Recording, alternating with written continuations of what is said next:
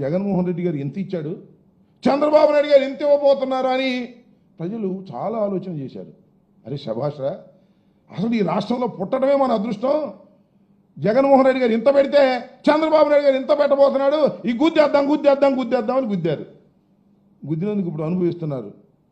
జగన్మోహన్ రెడ్డి గారు పెట్టిన దానిలో సగం కూడా పెట్టేటటువంటి పరిస్థితుల్లో ఇవాళ లేకపోవటం చాలా సగం కాదు, అసలు దానికి కావాల్సినటువంటి నిధులు కూడా కేటాయించలేనటువంటి దుష్టబుద్ధితో ఇవాళ చంద్రబాబు నాయుడు గారు ఇవాళ అధికారంలో ఉన్నాడు. సూపర్ 6 కానీ సూపర్ 7 కానీ అమలు చేయాలంటే ఎంత ఖర్చు అవుతుందో వైఎస్ఆర్ కాంగ్రెస్ పార్టీ ఉదాహరణతో సహా లెక్కలతో సహా చెప్పింది.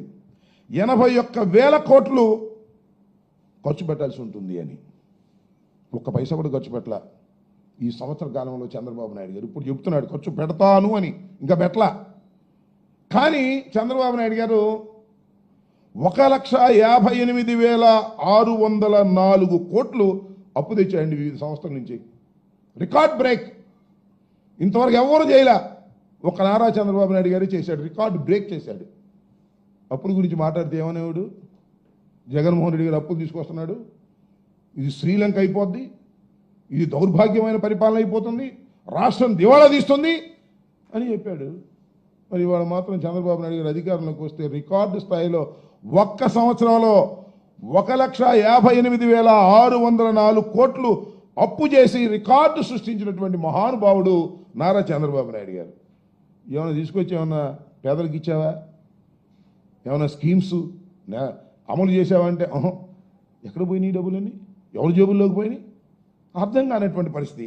అలాంటి దౌర్భాగ్యమైనటువంటి పరిపాలన ఇవాళ చంద్రబాబు నాయుడు గారు చేస్తూ అద్భుతమైన పరిపాలన చేస్తున్నాం నమ్మండి అనేటువంటి పద్ధతుల్లో ఇవాళ ఈ రకమైనటువంటి విధానాన్ని మీరు అమలు చేసేటటువంటి పరిస్థితికి వచ్చారనేది వాస్తవమైనటువంటి విషయం అని కూడా ఈ సందర్భంగా నేను చెప్తున్నా. అదేమంటే బుస్ ధూమ్ మంత్రం అన్నీ అయిపోయినాయి. ఎవరిని ఏమైనా మాట్లాడితే మాత్రం ఒప్పుకోలేక మొత్తం అన్నీ కూడా నెరవేర్చాము అనేటువంటి ఒక అబద్ధాలు ఇవాళ ప్రచారం చేస్తున్నాడు చంద్రబాబు నాయుడు గారు. పెద్ద మేనిఫెస్టో రిలీజ్ చేశాడు. నేను ఈ సందర్భంగా మీకు చెప్తున్నా, జగన్మోహన్ రెడ్డి గారి ఎన్నికలకు ముందు 4 పేజీలు మాత్రమే ఉన్నటువంటి మేనిఫెస్టోని మేము రిలీజ్ చేశాం.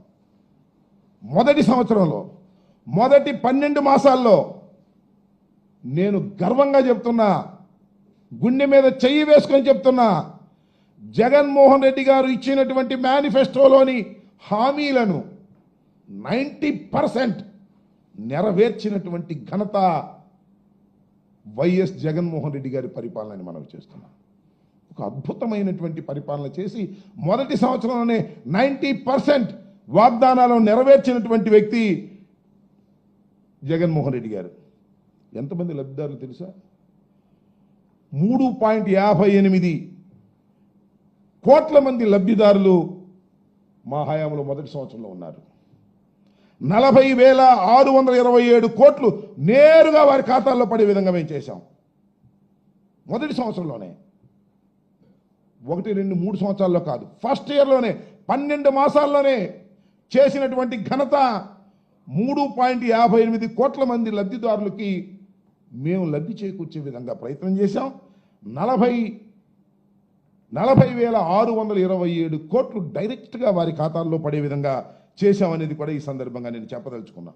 5 సంవత్సరాలు చూస్తే జగన్మోహన్ రెడ్డి గారు పరిపాలన చేసిన 5 సంవత్సరాల్లో మొత్తం డీబీటీ ప్రకారం, డైరెక్ట్ బెనిఫిట్ ట్రాన్స్ఫర్ ప్రకారం 2,73,756.17 కోట్ల రూపాయలు లబ్ధిదారులకు చేకూర్చినటువంటి ఘనత వైఎస్ఆర్ కాంగ్రెస్ పార్టీది, జగన్మోహన్ రెడ్డి గారిది. డైరెక్ట్ బెనిఫిట్ ద్వారా డీబీటీ ద్వారా చేసినటువంటి ఘనత జగన్మోహన్ రెడ్డి గారిది.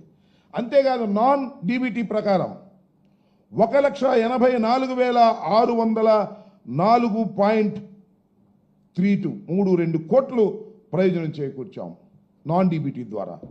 మొత్తం డీబీటీ నాన్ డీబీటీ మొత్తం కలిపితే 4,58,360.43 కోట్ల ప్రయోజనం చేకూర్చి మేనిఫెస్టోని అద్భుతంగా అమలు చేసినటువంటి జగన్మోహన్ రెడ్డి గారు ఇవాళ చంద్రబాబు నాయుడు గారు వచ్చారు, ఎన్నో వాగ్దానాలు చేశారు.